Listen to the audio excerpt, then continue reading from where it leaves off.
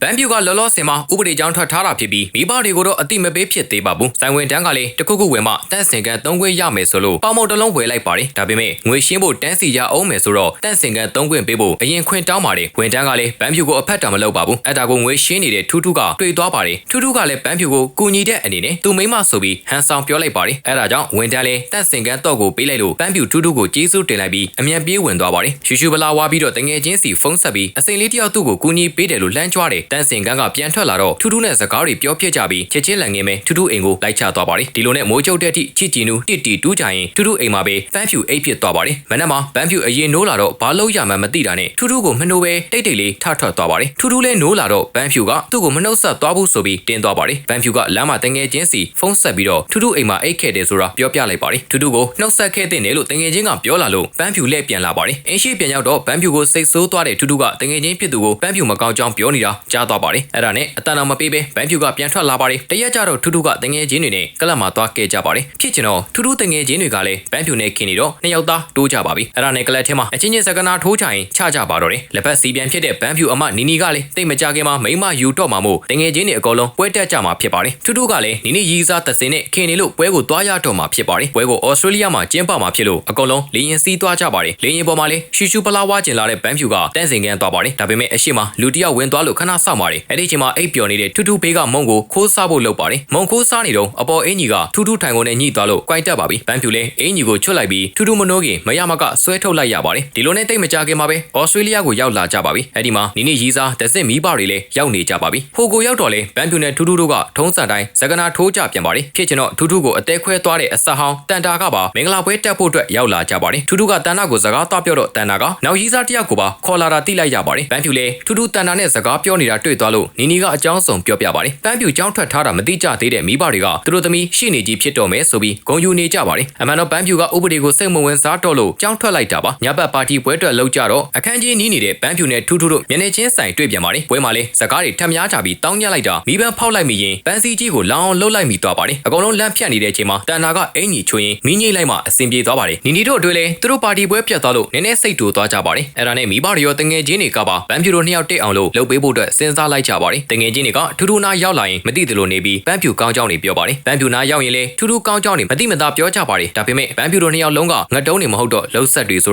ာသိနေကြပါတယ်နောက်တော့မိဘတွေကလှေသေးသေးလေးတစ်ခုမှလှုပ်เสียရှိတယ်ဆိုပြီးရေကူးသွားခိုင်းပါတယ်အဲ့ဒီတော့မှထူးထူးကရေသိမ့်မကူးတက်မှန်ဗန်ဖြူတီးသွားပါတယ်ခဏနေတော့တခုခုကိုတွေးလိုက်ရလို့ဗန်ဖြူလန်သွားပါတယ်ဗန်ဖြူရီးစားဟောင်းကိုချောကလည်းမိဘတွေဖိတ်ထားလို့ပွဲတက်ဖို့ရောက်လာလို့ပါကိုချောကဗန်ဖြူကိုသဘောကျသေးပေမဲ့ဗန်ဖြူကအာယုံမရှိတော့ပါဘူးအဲ့ဒါနဲ့ဗန်ဖြူကရီးစားဖြစ်နေဟန်ဆောင်ကြဖို့ထူးထူးနဲ့တိုင်ပင်ပါတယ်ဒါမှသာထူးထူးအဆက်ဟောင်းတန်တာလည်းတဝင်းတိုလာမှာဖြစ်ပြီးကိုချောလည်းလက်သွားအောင်လို့ပါလူကြီးတွေပါစုံတဲ့ချိန်ဗန်ဖြူတို့ကအကြံတိုင်းရီးစားဖြစ်သွားကြတယ်ဆိုပြီးဟန်ဆောင်လိုက်ပါတယ်အကုန်လုံးကလည်းနေချင်းညာချင်းလက်ငင်းကြီးဆိုတော့အမေးစင်းဖြစ်သွားကြပါတယ်နောက်တော့တငယ်ချင်းတချို့နဲ့တောင်ပေါ်တူတူတက်ကြပါတယ်ဗန်ဖြူတို့ကလည်းတခြားလူတွေတကယ်ယုံအောင်ဆိုပြီးတယောက်ဖော်ခင်တယောက်နှိုက်ဖို့အကြံပေးကြပါတယ်နှစ်ယောက်လုံးဒေချာဟန်ဆောင်ပြီးကမှတခြားလူတွေစီကရှားပါမျိုးစိတ်ဖြစ်တဲ့ခိုအာလာစီပဲအကြည့်ရောက်နေလို့စိတ်ပြတ်သွားကြပါတယ်ဗန်ဖြူတို့မိဘတွေနဲ့လည်းထူးထူးကအဆင်ပြေအောင်နေပြီးအရန်ချစ်တဲ့ဇုံတွဲတွေလိုနေပြပါတယ်တငယ်ချင်းတွေလည်းဗန်ဖြူတို့နှစ်ယောက်နောက်ကိုလိုက်ချောင်းနေကြပါတယ်ဗန်ဖြူတို့ကဟန်ဆောင်နေရာကနေနည်းနည်းလေးအဆင်ပြေလာကြပါပြီဒါပေမဲ့ကိုချောကဗန်ဖြူနဲ့စကားလာပြောနေတာထူးထူးတွေ့တော့နည်းနည်းဝမ်းနည်းသွားပါတယ်ဗန်ဖြူတို့ညကြတော့အပျော်စီးတင်မောကြီးပေါ်မှာပါတီလုပ်ဖို့ထွက်လာကြပါတယ်ဗန်ဖြူနဲ့ထူးထူးတို့ကသူများယုံအောင်ဆိုပြီးတိုက်တန်နစ်ဆက်ဝင်ခန်းတွေကပုံစံလိုလိုက်လုပ်ကြပါတယ်ဒါပေမဲ့တရုတ်ဆောင်အကောင်းလုံးပြီးဗန်ဖြူရေထဲကျသွားပါတယ်ထူးထူးကရေသိမ့်မကူးတက်ပေမဲ့ဗန်ဖြူကိုကယ်ဖို့ခုံချလိုက်ပါတယ်နောက်တော့နှစ်ယောက်သားချက်ပြမီးတိုင်မှာတက်နေပါတယ်အဲ့ဒီမှာထူးထူးကပထမဆုံးတွေ့တော့ကဗန်ဖြူသူ့ကိုမနှုတ်ဆက်ပဲထွက်သွားတာကြောင့်ဗန်ဖြူမကောင်းကြောင်းတွေကိုပြောမိတာလို့ဝန်ခံပါတယ်ဗန်ဖြူလည်းရင်ရမ်းခုန်သွားလို့ထပြန်မိတာလို့ဝန်ခံပြီးတယောက်နဲ့တယောက်နားလည်မှုတွေရသွားပါတယ်တငယ်ချင်းတွေကကဲဆယ်ရေးကိုဖုန်းဆက်ထားလို့ခဏနေတော့ရဟက်ရင်နဲ့လာခဲ့ပါတယ်ဒီလိုနဲ့နှစ်ယောက်ထဲပဲအိမ်ပြန်ရောက်လာပြီးချစ်ကြည်နူးတိတိတူးကြရင်နဲ့ရေနံမှာတူးလိုက်ကြပါပြီမနက်ရောက်လာတော့ထူးထူးကစိတ်ထဲမှာတခုခုပေါ်လာပြီးအရင်ထထွက်သွားလို့ဗန်ဖြူစင်မကောင်းဖြစ်သွားတယ်လက်ထပ်ပွဲလုံးမဲ့ညနေပိုင်းမရောက်ခင်မှာနီနီတို့ကကိတ်မို့အကြီးကြီးလောက်ကြပါတယ်ထူးထူးကတော့တငယ်ချင်းဖြစ်တဲ့ကြော်ကြီးနဲ့တူပွဲထွက်ပစ္စည်းတွေတွားဝယ်နေတော့ဗန်ဖြူကြောင်းထွက်ထားတယ်ဆိုတာပြောမိသွားပါတယ်ဗန်ဖြူလည်းတန်တာနဲ့အတူဆိုင်မာလိုတာတွေတွားဝယ်ပါတယ်အဲ့ဒီမှာတန်တာကဗန်ဖြူနဲ့ထူးထူးအတီကြီးတွဲနေတာလားလို့မေးချလိုက်ပါတယ်ဗန်ဖြူလည်းအပျော်တွဲတာပဲလို့ပြန်ပြေးလိုက်တော့ထူးထူးနဲ့ပြန်တွဲကျင်တယ်ဆိုပြီးတန်တာပြောလာပါတယ်ဗန်ဖြူလည်းစိတ်တဲဝမ်းနဲ့တွားပေမဲ့ကိစ္စမရှိဘူးဆိုပြီးအေးဆေးထုတ်ပြောလိုက်ပါတယ်ကြော်ကြီးလည်းဖော်ကင်ရပြီးဗန်ဖြူကြောင်းထွက်ထားတာမိဘတွေကိုတွားပြောလို့ဗန်ဖြူလည်းစုခံလိုက်ရပါတယ်ခဏနေတော့ထူးထူးရောက်လာတော့ဗန်ဖြူကထူးထူးကြောင်းဆိုပြီးပြဿနာရှာပါတယ်ဒီလိုနဲ့နှစ်ယောက်သားစကားထပ်များကြရင်သူတို့ဟန်ဆောင်တွဲနေတယ်ဆိုတာပါထုတ်ပြောပြလိုက်ပါတယ်အဲ့ဒါအပြင်ကိတ်မို့လည်းပြုတ်ကျသွားရင်ဒဇင်တို့အတွဲလည်းအရန်စိတ်ဆိုးသွားပြီးစကားများကြပါတယ်အဲ့ဒါကိုထူးထူးတွေ့သွားတော့စိတ်မကောင်းဖြစ်ပြီးဗန်ဖြူနဲ့သွားတွေ့ပါတယ်နီနီတို့ရှိမ